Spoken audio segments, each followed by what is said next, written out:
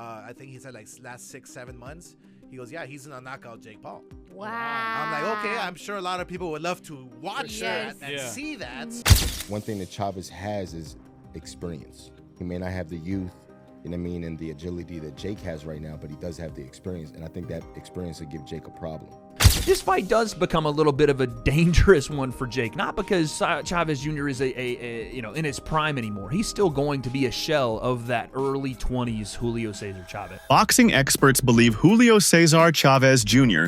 has what it takes to beat Jake Paul. Robert Garcia confidently states that Julio doesn't need to do much to win and expects him to dominate the fight. With his experience and natural skill, Julio is seen as a serious threat. Experts agree he will not only secure the victory, but also make millions in the process, proving he's still a major force in boxing. I love Chavez. I love that dude. He's cool as fuck. I love that dude. He's gonna win. Okay, if he wins, what does it say?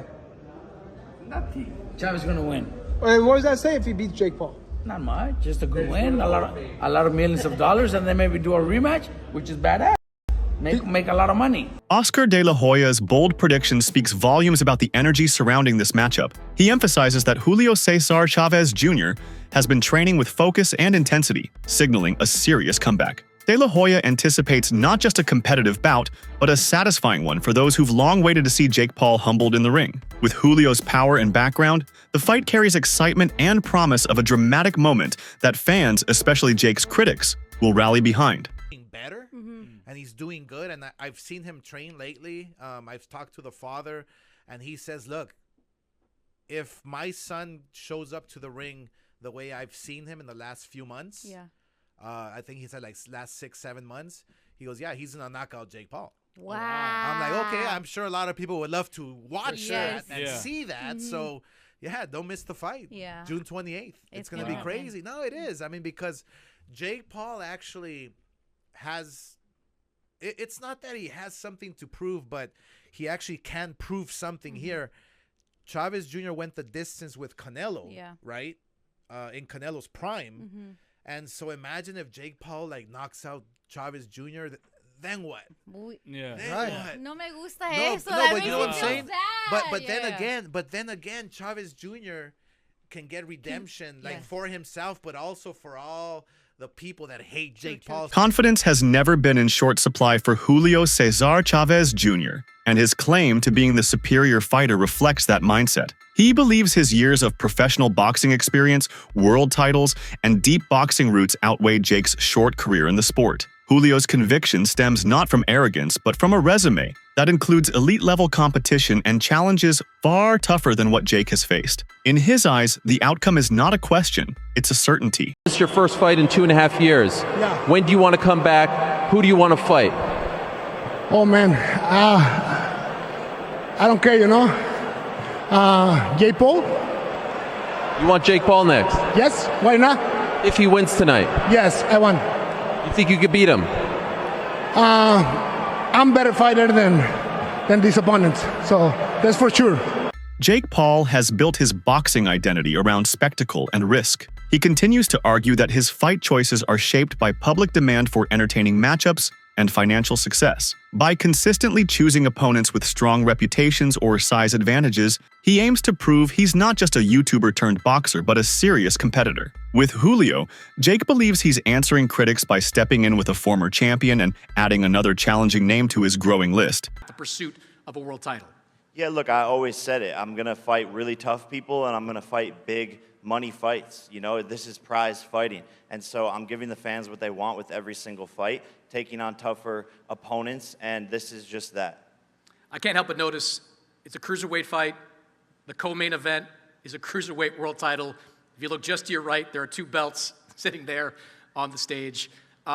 Is it at all in your mind, if you beat Julio Cesar Chavez Jr., that a matchup with that man, Zurdo Ramirez, might not be far behind? Yeah, 100%, man. This is what I came here to do, is become world champion and to create one of the greatest sports stories the world has ever seen.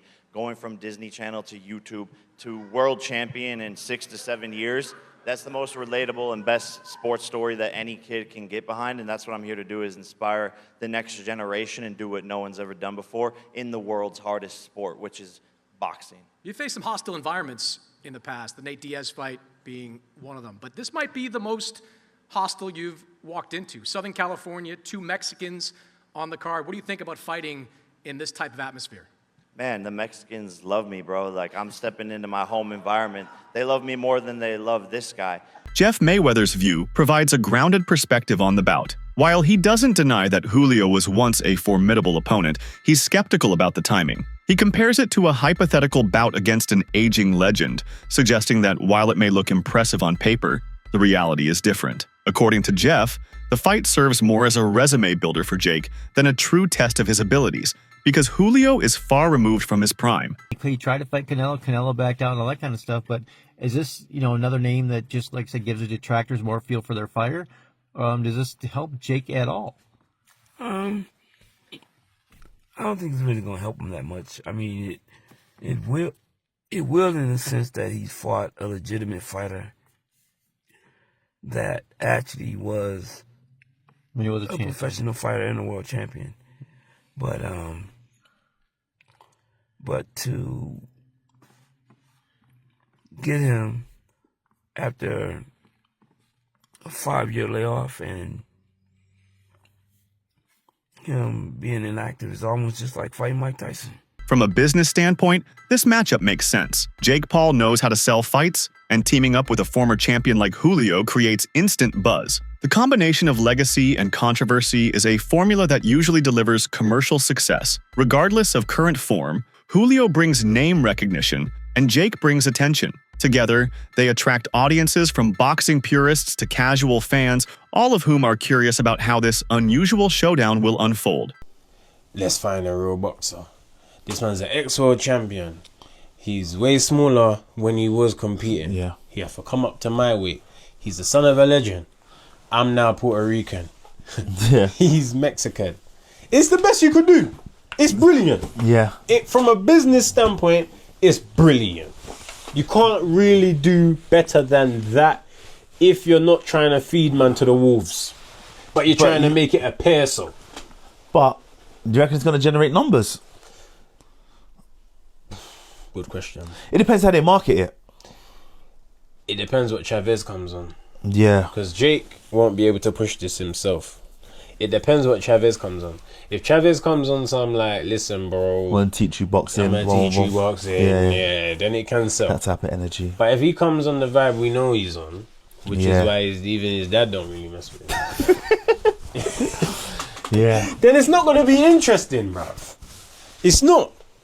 Chavez is a bit booky with his behaviours. What did Chavez fight Anderson Silva at? What weight?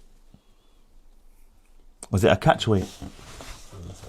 Despite public doubts, Jake Paul insists he's taking this fight as seriously as any before. He's reportedly in intense training, acknowledging the threat Julio poses. Jake sees this as not just another payday, but a significant moment in his career, a chance to prove he belongs in the ring with real fighters. The challenge excites him, and while some dismiss his words, Jake is clearly preparing for war in the ring. It's not going to be me, but I'm training harder than ever. I know this is my toughest opponent yet. Maybe not the biggest name opponent yet, but it's still going to be a super, super good fight. So make sure everyone pull up Anaheim, California, Ticketmaster.com. Be there, baby.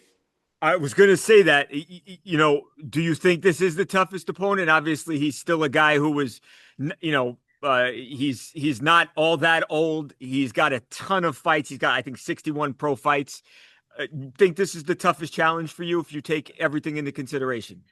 Yeah, taking everything into consideration and how hard he's training behind the scenes, people saying that this is the most serious he's ever taken a fight, and the fact that he's a former world champion, 30-something knockouts, and I think he wants to put Mexico on his back and represent, and he doesn't want to lose to a guy like me because he knows that's going to hurt his legacy that he's built for himself.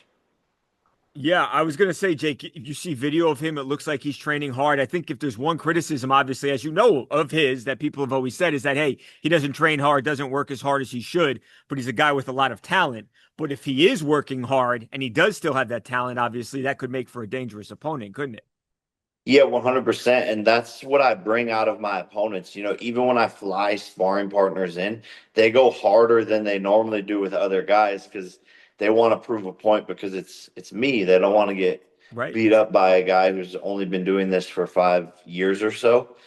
So they always bring their A game, and that's why I'm always at my best as well, because I have to bring my A game. There's a calculated risk in Jake's decision to face Julio. On one hand, Julio has an impressive boxing history and looks physically imposing. On the other hand, recent years have seen him struggle with fitness, consistency, and outside-the-ring issues. This duality makes Julio a perfect opponent. Enough credibility to make the fight look meaningful, but enough doubt to suggest Jake could win. It's a strategic move, balancing danger with opportunity. With addiction issues like he has for so long in his pro career, this fight does become a little bit of a dangerous one for Jake. Not because Chavez Jr. is in his prime anymore. He's still going to be a shell of that early 20s Julio Cesar Chavez. But with 60 wins under his belt, if there is still any of that muscle memory left, there's still any go left in his body, because again, I hate to keep referring to it, doing drugs or having addiction issues does take its toll on your body, and sometimes it isn't recoverable, especially as you're going up in weight. Julio Cesar Chavez, not a normal cruiserweight, so he's going to be moving up as he gets older. How does that entail what he's going to do in this fight? I don't know, but I'll tell you, I watched him. Gabe Rosado brings a seasoned fighter's insight into this discussion. He emphasizes the importance of experience, a factor that often trumps youth in the ring. Julio has fought through wars, championship rounds, and pressure that Jake has yet to feel. Even if Jake is younger and more active lately, Rosado believes that years of fighting at the highest level give Julio the edge. Experience, he argues, isn't something you can rush or fake. It shows when the lights are on. And, I really don't know his habits. He has a bad track record on, preparing. But look, man, if Chavez comes in at least 60%, then I think Jake really has a fight, because one thing that Chavez has is experience. He may not have the youth, and the agility that Jake has right now, but he does have the experience, and I think that experience would give Jake a problem. I completely agree with you. I think this is an excellent fight for Jake Paul. Officially, he is 11-1, but he's really like 2-1 as a boxer. Yeah. He's fought Tommy Fury. He fought a couple of no-name cruiserweights. I guess if you want to throw Mike Perry into that list, you can say he's 3-1. But against guys that are traditional boxers, he's a 2-1 fighter. And he's taking on a guy who at one point was one of the top middleweights in all of boxing, a legitimate former world champion. Well past his best days, but it's a legitimate fight. And the people out there that criticize it, I don't think they appreciate the context. I mean, when guys are coming up the ranks, when they're 2-1, 3-1, they're not fighting great fighters. Do you remember who you fought when you were 2-1? Well, I can tell you because I looked it up.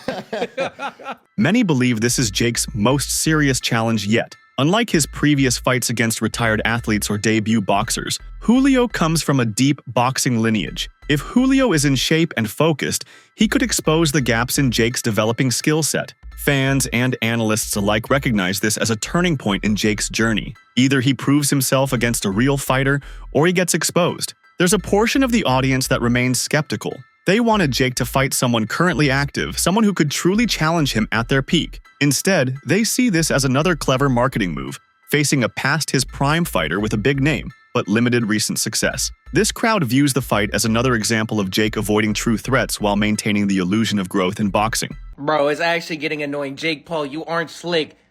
What is this fight? It was just announced that Jake Paul's next fight will be against Julio Cesar Chavez Jr. Are we serious? He's 39. I get he was a WBC champion, but that was 13 and 14 years ago. This dude is 39. How do you go from wanting to fight Canelo to fighting somebody Canelo smoked every single round when Canelo fought him? It wasn't even close. It actually makes me mad because I want to see Jake Paul fight somebody, an actual boxer, somebody good, because I really want to see if he's really about it. But he picks the worst fights. And I get it. He's making a ton of money. So we can't even hate. We can't hate. But I just want to see if he's really about being a WBC champion, really getting up in the ranks in the boxing.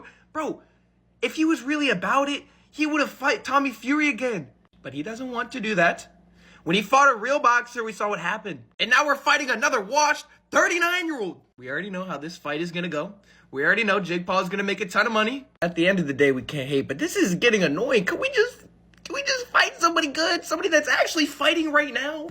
Bro, what are we doing? One cannot dismiss Julio's credentials. At his peak, he was a 4-time WBC middleweight champion and respected in the sport. He fought some of the best in the world and carried the Chavez name with pride. His technical skills, ring IQ, and endurance were elite. While his recent form doesn't reflect those heights, that championship pedigree doesn't vanish overnight. It may still shine through under the right conditions.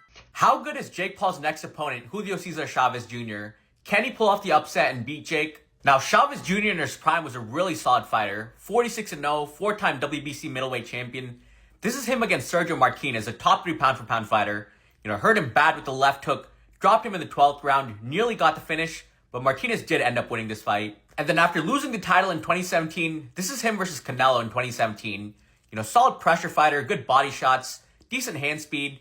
But these are pretty much his only highlights in the fight, because he pretty much lost every round 12-0. But still, he did go the distance with Canelo. But then you get to his most recent fight versus Uriah Hall at cruiserweight. He still got some decent body shots, but he looks considerably slower fighting at a heavier weight class.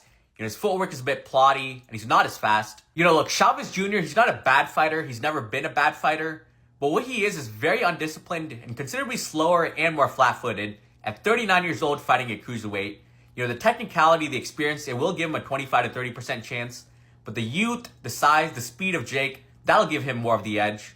Jake's ambition is clear. He wants legitimacy. By fighting legends, even if they're past their best, he's trying to carve a narrative of progression. He's framing his journey not as a celebrity boxing novelty, but a real climb toward championship-level competition. While critics question the quality of his opponents, Jake argues that the names on his record speak for themselves and show his dedication to this path. Sonnen said he was being pulled in these directions. Sean's made a lot of lifestyle changes. So did those excuses bother you at all after that fight? And how soon did you want to fight Sean to kind of prove that I was just the better man no matter what? No,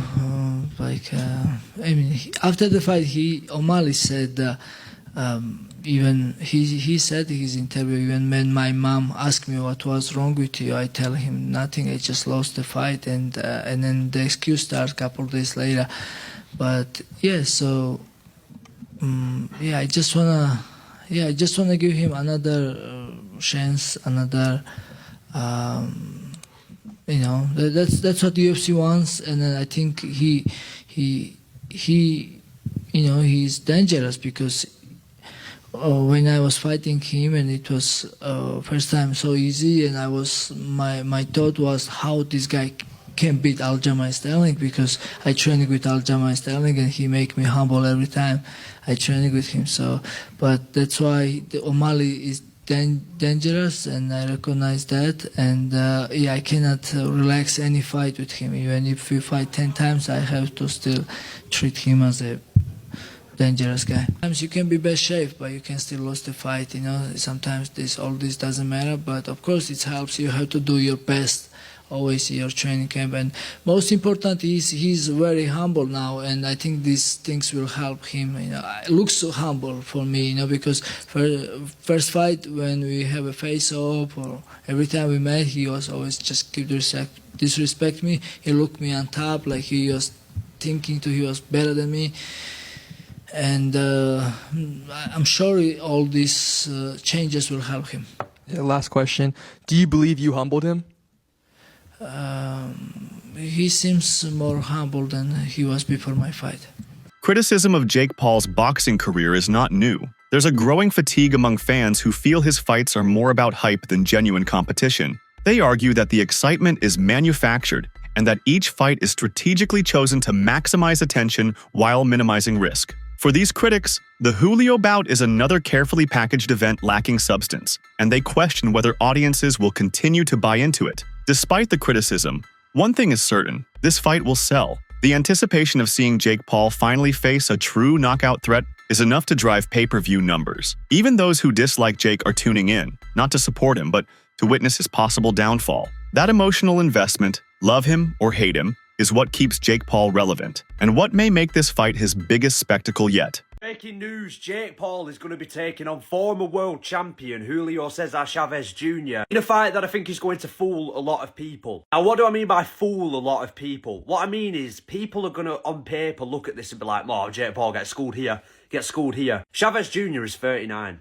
He was not known as a very disciplined boxer during his prime. That's one of the reasons he had such a heavy decline. He's also a lot smaller than Jake Paul. What I will say about Jake Paul is he is a genius, or his team and management are geniuses at giving him opponents that people on paper look at and be like, oh, Jake Paul's not a real fighter. He won't be able to beat this guy. This is very, very, very, very minimal risk for Jake Paul. The only factor that could come into play here is if Chavez Jr. decides he actually wants to show up properly for this fight, conditioned, and use his experience to win. But Jake Paul, for me, and his team have been very, very careful about who they matchmake him against ever since the Tommy Fury fight. You know, ever since here, we haven't seen him in there with someone his own age, his own weight, and his own sort of experience. For me, if Jake Paul wants to be a YouTube boxer still, and he wants to be considered an influencer boxer, matchmaking him against these guys that on paper, oh, this is a big challenge for Jake Paul, in reality, not really, is okay. But I think if Jake Paul actually is what he says he wants to be, and he wants to make that step up, man, he's going to have to take risks. That's it for today's video.